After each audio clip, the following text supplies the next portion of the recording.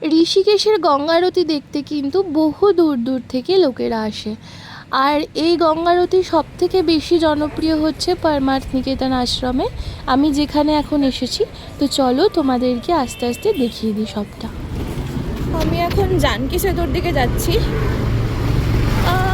অনেক জিজ্ঞাসা করে করে করে করে এলাম। আমি যেখানে রয়েছি ওখান থেকে প্রায় 2 কিলোমিটার এই জানকী সেতু। তো জানকী সেতু পার করব, পার করে ওখানে ওই পারে যাব। এটা হচ্ছে জানকী ব্রিজ, আমি যেটা দিয়ে এলাম।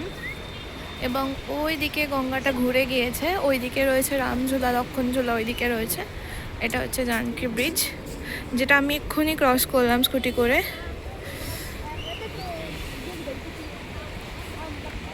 আমি এই মুহূর্তে রয়েছি গীতা ভবনের সামনে, গীতা ভবনের সামনের ঘাটে একদম। তো এখন আমি আছি পরমার্থ নিকেতন। এটা হচ্ছে ভেতরে যাওয়ার রাস্তা।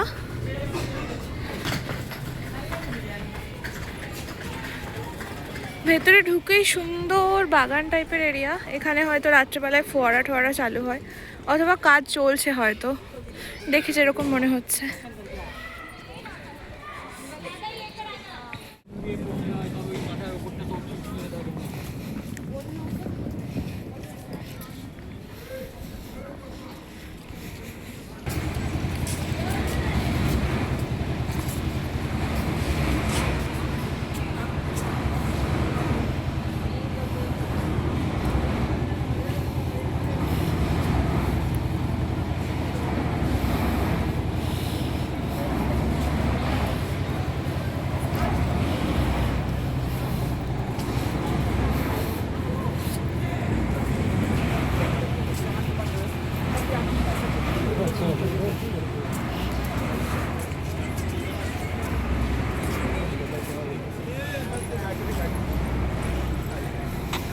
এই দেখো কি একটা দেখতে পাচ্ছি মনে হচ্ছে।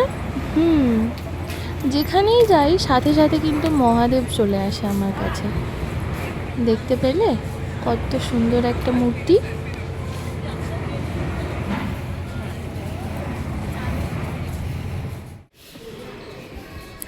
এখানে 10 অবতার তো রয়েছে, যা যা আমি দেখতে পাচ্ছি।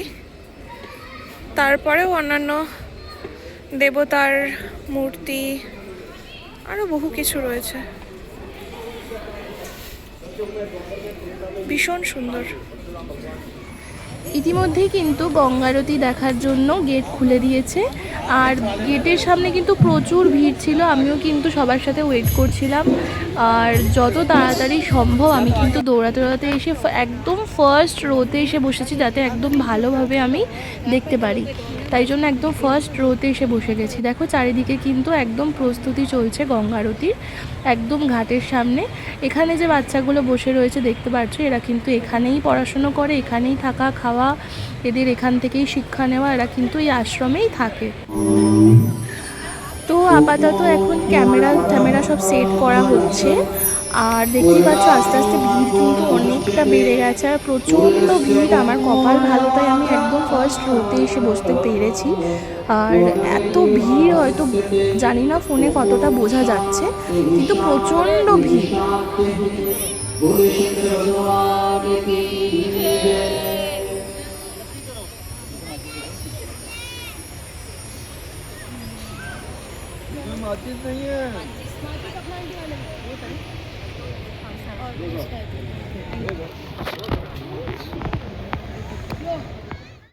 এই দেখো এরকম ছোট্ট ছোট্ট প্রদীপ, কিন্তু এরকম পাতার মধ্যে কিছু ফুল দিয়ে মাঝখানে এরকম মোম বা কিছু দিয়ে একটা প্রদীপ মতো তৈরি করা।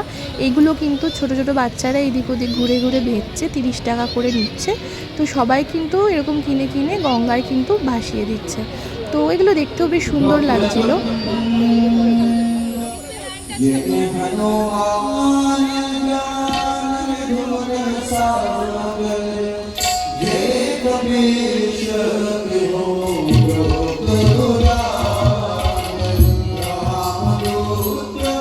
দেখো কখন এসে বসেছি, আস্তে আস্তে কিন্তু প্রায় বিকেল গড়িয়ে এসেছে, সন্ধে হতে চলেছে। তো এখন সবাই প্রার্থনা করছেন, তো এরপরে কিন্তু আস্তে আস্তে শুরু হয়ে যাবে আরতি। তো তোমরা অপেক্ষা করে যাও আরতিটা শেষ পর্যন্ত দেখবে।